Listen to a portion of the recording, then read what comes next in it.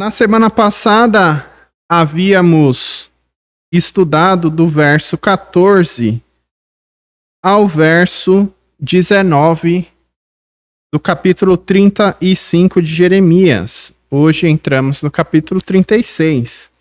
Na semana passada, o tema foi Aprendendo a Lição.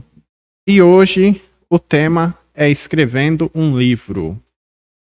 Aprendendo a lição, nós vimos, a partir do verso 14, que o Senhor havia feito um teste de obediência com os recabitas. Os recabitas foram convocados por Jeremias a irem a uma das salas anexas ao templo, onde lhes foi oferecido vinho para beber. E eles, em obediência às palavras do seu antepassado, chamado Jonadab, há mais de 200 anos, eles obedeceram às ordens de Jonadab. Jonadab havia dado ordens para que eles não bebessem vinho. Isso serviu de lição para Judá. Por quê? Porque os recabitas, eles foram fiéis ao seu antepassado, enquanto Judá não foi fiel aos ensinos, às ordens dadas por Deus. E aí nós avançamos, e vimos que o Senhor havia falado com Judá diversas vezes, e ele usa o termo que diz os profetas madrugando. Isso significa que não havia tempo em que o Senhor não se compadecesse deles para lhes enviar a palavra. E mesmo eles ouvindo várias vezes, eles se esqueceram da palavra do Senhor. Veja, o que os recabitas ouviram de Jonadab foi algo dito há 200 anos atrás. Enquanto Judá estava ouvindo o profeta, seu contemporâneo, e não estava dando ouvidos àquilo que Deus tinha a dizer. De forma que uma primeira observação feita foi que Judá não teria desculpas diante do Senhor. Quais desculpas? Eu não sabia, eu não tinha conhecimento, eu não tive oportunidade de ouvir. Eles não poderiam usar deste argumento, porque o Senhor pacientemente falou com eles constantemente. E nós também vimos, que o Senhor, na verdade, queria que cada um de Judá se convertesse do seu mau caminho e passassem a fazer coisas boas ações. E eles não deveriam seguir outros deuses. Então, o desejo do Senhor sempre foi a conversão de Judá. Talvez você escute a palavra de Deus, talvez você fique até mesmo com raiva daquilo que Deus diz. Geralmente, primeiro você pode ficar com raiva do pregador. Mas o pregador, ele tem consciência de que ele é apenas um mensageiro. Então, ele não leva isso em consideração. Mas a verdade, o homem rejeita a palavra de Deus. Não fique com raiva, porque o Senhor só quer o seu bem. Ele quer que você se converta. E a conversão foi dita, você vai para um lado, você está a caminho de um lado, você vira 180 graus e passa a seguir outro caminho. De forma que você estava com as costas viradas para o Senhor e caminhando em direção oposta a Deus. Quando o homem se converte, ele vira a sua face para Deus e ele caminha em direção a Deus. Você quer saber se você é um convertido? A pergunta ou o teste que você pode fazer é: Você caminha para Deus ou você caminha e vai para longe de Deus? A sua vida vai em direção à palavra, em encontro à palavra, em obediência à palavra, ou você se opõe à palavra? Veja que você pode até falar que você é um salvo, mas se você caminhar virando as costas para o Senhor e rejeitando a sua palavra, é necessário você fazer uma avaliação da sua vida, para ver se de fato você está nos caminhos do Senhor. Então o Senhor queria o seu bem, né? E qual foi a lição aprendida? A lição aprendida foi que os recabitas, por terem obedecido ao seu antepassado, o que não foram mandamentos ruins, foram ordens boas. Eles receberam do Senhor, é o que a gente pode observar no verso 18 do capítulo 35, que o Senhor os abençoou. Em contrapartida, o Senhor, apesar de ter avisado várias vezes Judá e ter tido paciência, o Senhor trouxe o juízo sobre Judá. Então, de um lado, a bênção recebida, e do outro lado, a maldição recebida. Esta foi a lição aprendida. A lição aprendida. Você tem dado ouvidos ao Senhor. A lição aprendida que é aquele que ouve o Senhor ou dá ouvido aos bons conselhos, desfrutará da bênção de Deus. E a lição aprendida também é que se você se opor a Deus, se opor à sua palavra, você não pode esperar de Deus bênçãos. Essa foi a lição aprendida. E hoje, entrando no capítulo 36, tema um livro escrito. Verso 1 diz: Sucedeu, pois, no ano 4 de Jeoiaquim, filho de Josias, rei de Judá, que veio esta palavra do Senhor a Jeremias, dizendo. Perceba aqui, no 4º ano, de qual rei? Do rei Jeoiaquim. Capítulo 35, verso 1. A palavra que veio do Senhor veio a Jeremias nos dias de Jeoiaquim. Então, nós temos uma semelhança aqui, apesar de o capítulo 35, verso 1, falar que foi nos dias de Jeoiaquim, mas não diz qual ano que foi. Aqui diz que foi no 4º ano, assim eram contados, né, quanto tempo um rei ele ficou. Então você fazia referência ao rei e ao ano que ele exercia o reinado. Nesse caso, o 4º ano do 3º rei de Judá.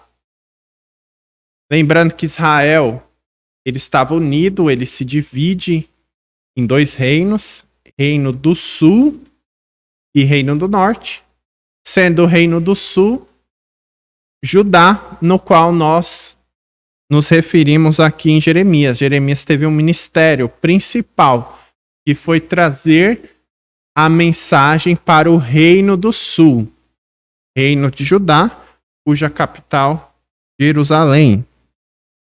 3º rei, Jeoiaquim. Jeoiaquim não foi um bom rei. Josias foi um bom rei, seu pai, mas ele não foi um bom rei. Veja que ser bom não significa ser perfeito. Mas Jeoiaquim não foi um bom rei, e nós vamos observar isso ao longo do capítulo. Veja o seguinte também, que a palavra do Senhor veio a Jeremias Neste período, no 4º ano do rei Jeoiaquim, que foi o 3º rei de Judá, a palavra dita de Deus a Jeremias é: toma o rolo de um livro e escreve nele todas as palavras que eu te tenho falado de Israel e de Judá e de todas as nações, desde o dia em que eu te falei, desde os dias de Josias até aos dias de hoje. O ministério de Jeremias, ele se iniciou no reinado de Josias. Josias reinou, depois um outro filho reinou, e depois, por 3 meses, e depois um outro filho de Josias, chamado Jeoiaquim, reinou por 11 anos, que é este Jeoiaquim que estamos vendo. Então, era para Jeremias fazer um resumo ou reunir nesse documento, neste livro, neste rolo, tudo aquilo que Deus havia falado a ele desde o início do seu ministério, que foi no reino de Josias. Seriam do início do reinado, ou melhor, do início do ministério de Jeremias, no período do rei Josias, até aqui se passaram cerca de 20 a 21 anos. Então ele deveria escrever aquilo que o Senhor disse, ou seja, aquilo que o Senhor disse ao longo destes 21 anos. É importante também observar, irmãos, que Deus não falava todo dia com o profeta. Senão, imagina o tamanho do livro. O Senhor falava em períodos específicos, como ele falou aqui. Então Deus falava com Jeremias, Jeremias deveria pegar essa palavra e ele falava para o povo. Falava 1, 2, 3, 4 vezes 5. Era hostilizado, era preso, né? Era encarcerado, era proibido de ter acesso a determinados locais.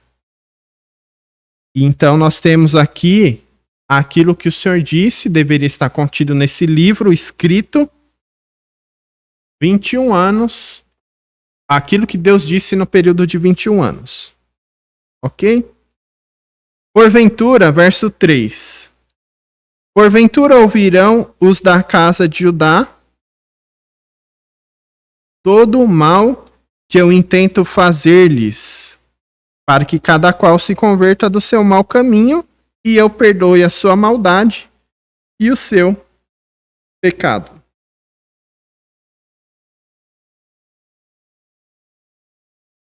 Veja também que o que deveria estar contido, aquilo que o Senhor disse, não era para estar contido o que o profeta achava. Não era para estar contido as opiniões do profeta. Não era para estar contido as impressões do profeta. Sua filosofia. Era para estar contido aquilo que o Senhor havia dito a ele. Esse é o papel do profeta. Foi o papel do profeta, porque não temos mais profetas nos dias de hoje. Porque tudo aquilo que o Senhor tinha a nos dizer, as profecias estão registradas também em um livro. Verso 3. Porventura ouvirão os da casa de Judá todo o mal que eu intento fazer-lhes. Quais foram as mensagens que Deus enviou ao povo por meio de Jeremias? Mensagens de que ele traria o juízo caso o povo não obedecesse aos seus mandamentos.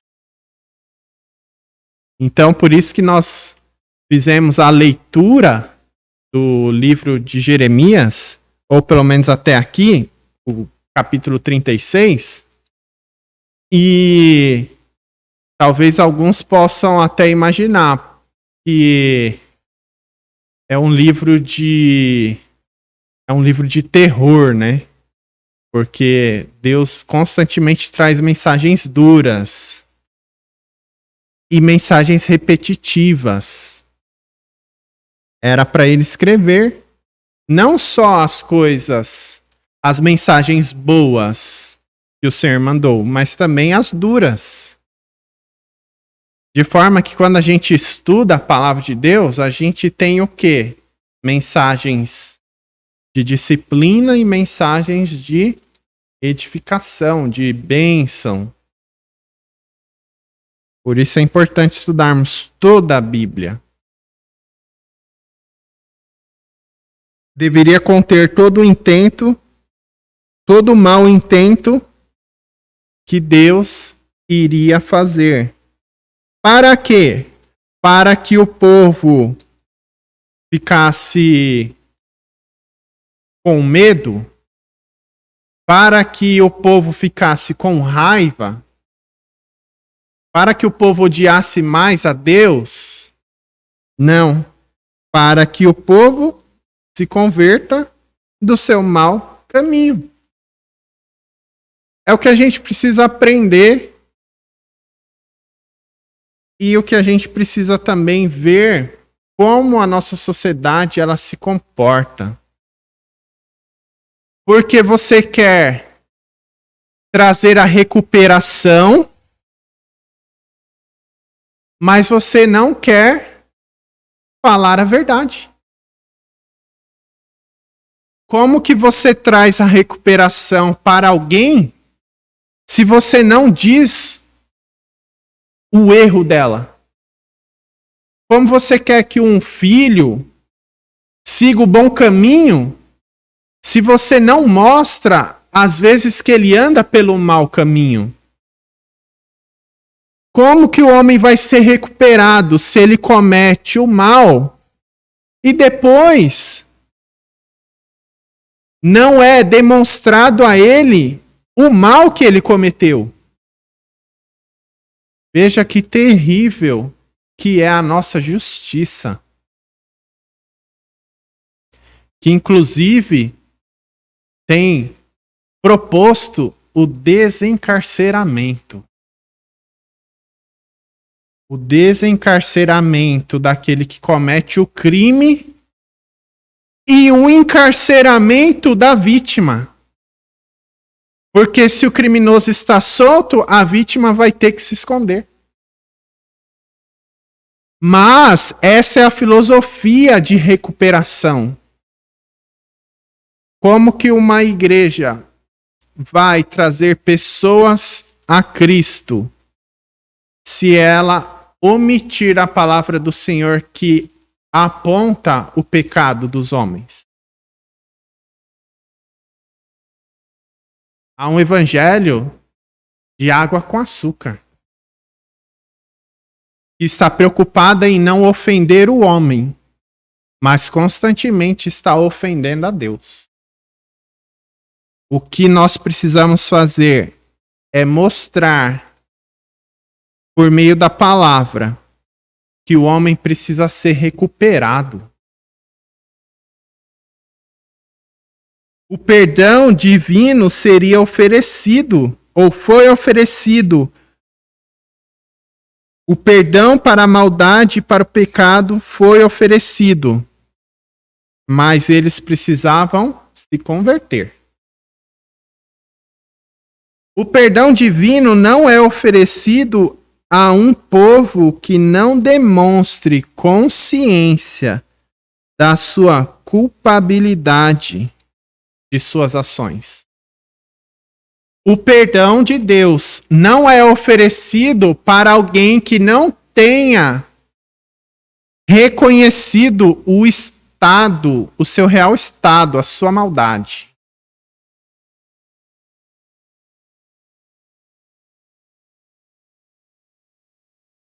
O homem precisa reconhecer a sua maldade. O homem precisa reconhecer o seu estado caído. O homem precisa reconhecer os seus pecados para então receber o perdão de Deus. Perceba que o perdão, ele é condicionado. Ele é condicionado ao arrependimento. Na minha vida cristã, eu já ouvi a teologia do perdão sem arrependimento. Eu já ouvi.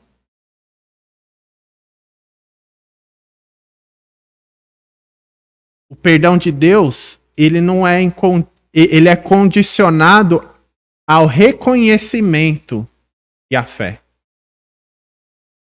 O homem precisa entender, o homem precisa reconhecer, o homem precisa se arrepender.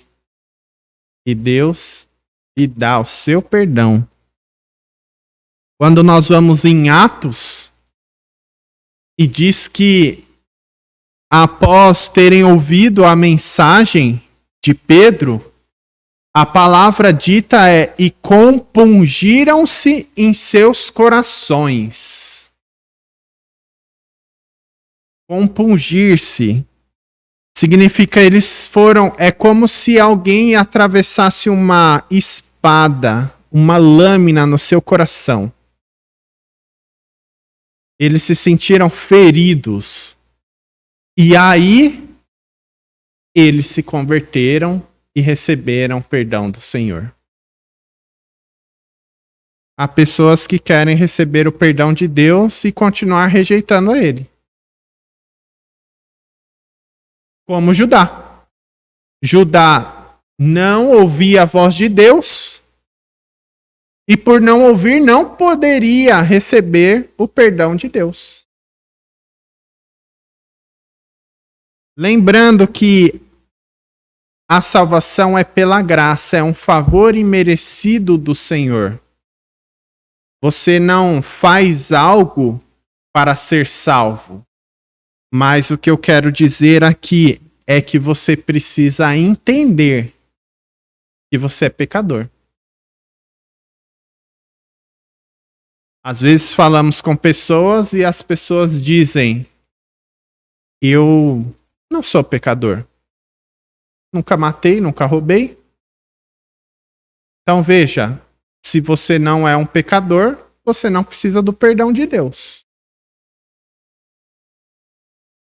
Mas o homem acha que ele não é pecador, porque a palavra de Deus diz que todos pecaram e destituídos estão da glória de Deus. Então é necessário reconhecer o seu pecado, reconhecer a sua condição. E ao reconhecer a sua condição, a graça de Deus te ajudará a fazer a sua vontade, ou melhor dizendo, a vontade de Deus. Aqui é dito, para que cada qual se converta do seu mau caminho e eu perdoe a sua maldade e o seu pecado. Verso 4. Então Jeremias chamou a Baruque, filho de Nerias, e escreveu Baruque da boca de Jeremias no rolo de um livro todas as palavras do Senhor que ele lhe tinha falado. Então Jeremias ele chama um homem chamado Baruque. Este Baruque é um de seus companheiros. Baruque é o mesmo que no capítulo 32, Jeremias é instruído por Deus a vender a sua herdade, o seu terreno. Ele faz um documento e é dito, né, no verso 11 do capítulo 32, tome a escritura da compra, tanto a selada, segundo mandam a lei e os estatutos, como a cópia aberta que dei a Baruque, filho de Nerias, filho de Maceias, na presença de Ananel, filho de meu tio, e perante as testemunhas que assinaram a escritura da compra e na presença de todos os judeus que se assentaram no pátio da guarda. Então esse Baruque aqui é o mesmo Baruque do capítulo 32. E Baruque é um escriba, um escrivão. Baruque aqui é chamado por Jeremias. Porque Jeremias não sabia escrever? Não. É porque nesta época, assim como há profissões hoje, haviam profissões e especializações no passado. Alguns no passado talvez fizeram curso de datilografia. Baruque, ele era um especialista em escrita. E os escribas ou copistas que faziam cópias de outros livros, eles tinham a habilidade de escrever a atenção necessária. Tanto que se você estudar sobre os escritos achados das escrituras, haviam os escribas e os copistas. Se eles erravam uma determinada quantidade de caracteres, eles descartavam todo o rolo. Imagina você errar a última linha. Você descartava o rolo todo e começava de novo. Pela seriedade. Por quê? Porque ele tinha um compromisso de fazer a cópia da palavra do Senhor. Então ele deveria ser correto. Eles tinham seus rituais. Mas aqui é um especialista na escrita. Jeremias ditava e Baruque escrevia. Jeremias ditava tudo aquilo que o Senhor havia falado a ele e Baruque escrevia. Não era para escrever a ideia do profeta. O profeta estava relatando aquilo que ele recebeu do Senhor. A inspiração divina. E aqui, no verso 5 diz: E Jeremias deu ordem a Baruque, dizendo: Eu estou encarcerado, não posso entrar na casa do Senhor. Primeira tarefa dada de Jeremias a Baruque: escreve o que eu estou dizendo, o que eu estou ditando. Você vai escrever onde? Você vai escrever num rolo de um livro. Os livros no passado eram ou rolos de papiro ou rolo de couro, de peles de animais. Também houve o tempo, alguns povos faziam as escritas em tablets, em pedaços de pedras. Assim como a lei de Deus foi escrita primeiro em pedra, na época de Moisés. Então esse rolo poderia ser um papiro, poderia ser uma pele de um animal, mas é um rolo porque aquela pele ou aquele papiro, ele era enrolado para reduzir o seu volume e ser levado a qualquer lugar. Então, depois de escrever, verso 5 diz que Jeremias deu ordem a Baruque, dizendo: Eu estou encarcerado e não posso entrar na casa do Senhor. Eu estou encarcerado aqui não necessariamente significa que ele estava preso em uma cela. Por quê? Porque mais à frente nós vamos ver que não nos parece ser que ele está preso fisicamente. Mas aqui o encarcerado significa que ele estava proibido ou havia uma restrição sobre ele. E qual era a restrição? A restrição dada a Jeremias era de que ele não poderia entrar no templo. Ele estava proibido de entrar no templo. Então ele diz: eu estou encerrado ou encarcerado. Eu não posso entrar na casa do Senhor. Eu estou impedido de entrar na casa do Senhor. Eu estou sob restrição. Assim como nós, na pandemia, apesar de não estarmos encarcerados fisicamente numa cela, mas nós estávamos proibidos inclusive de vir e de nos reunirmos na casa do Senhor. É isso que Jeremias está dizendo. Devido à restrição que ele tinha, ele não poderia ir até o templo, até a casa do Senhor. E provavelmente aqui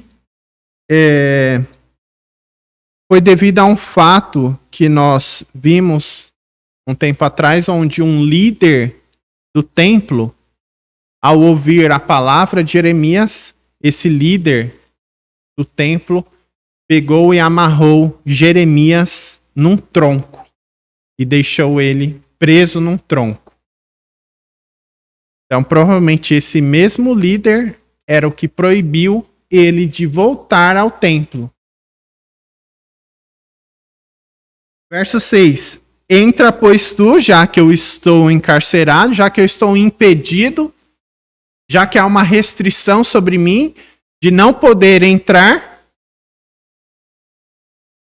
pelo rolo, entra, pois tu, e pelo rolo que escreveste da minha boca, lê as palavras do Senhor aos ouvidos do povo, na casa do Senhor, no dia de jejum, e também aos ouvidos de todos de Judá, que vêm das suas cidades, as lerás. Deus sempre usa os seus instrumentos para que a sua palavra não fique presa. Irmãos, se você for impedido de falar, você pode testemunhar com a sua vida. Se você for impedido de falar, outro vai falar. Deus sempre vai usar meios. Se você não tem a palavra, Deus vai utilizar a palavra escrita, Deus vai utilizar outros métodos.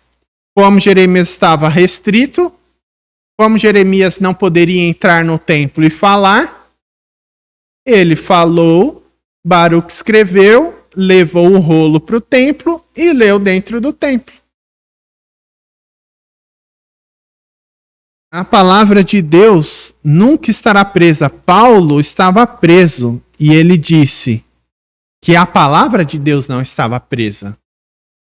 Irmãos, às vezes até notícias que a gente escuta que vão restringir alguns privilégios dos cristãos. E de fato, a palavra de Deus diz que haverá situações assim no fim dos tempos.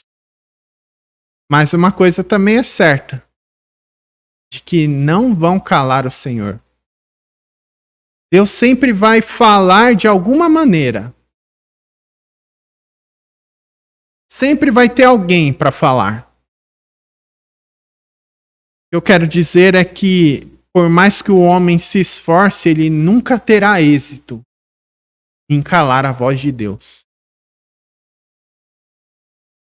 Deveria ser lido lá quando? No dia de jejum. Porque no dia de jejum era o dia em que pessoas iam até o templo por causa do jejum. E ali então haveria mais pessoas. Então a palavra seria lida num dia em que tivesse mais pessoas para ouvir. Verso 7. Pode ser que caia a sua súplica diante do Senhor e se converta cada um do seu mau caminho, porque grande é a ira e o furor que o Senhor tem expressado contra este povo. Pode ser que caia a súplica diante do povo.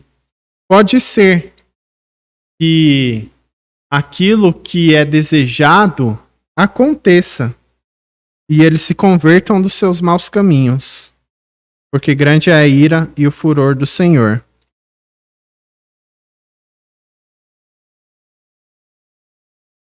Veja e percebam como que funciona, irmãos.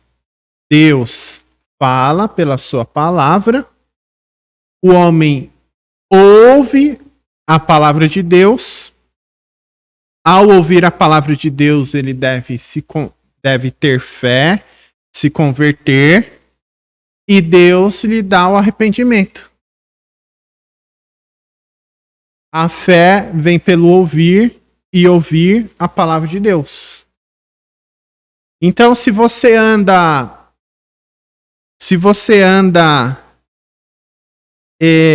ainda relutando contra o Senhor, ou se você ainda tem dificuldades em servir ao Senhor, escute a palavra de Deus constantemente. Pode ser que você se converta do seu mau caminho. Verso 8. E fez Baruque, filho de Nerias, conforme tudo quanto lhe havia ordenado Jeremias o profeta. Obedeceu o profeta. Na verdade, obedeceu o Senhor. Lendo naquele livro escrito as palavras do Senhor na casa do Senhor. Que Deus abençoe a sua palavra e que você possa ouvir a palavra de Deus e, quem sabe, se converter do seu caminho. Amém?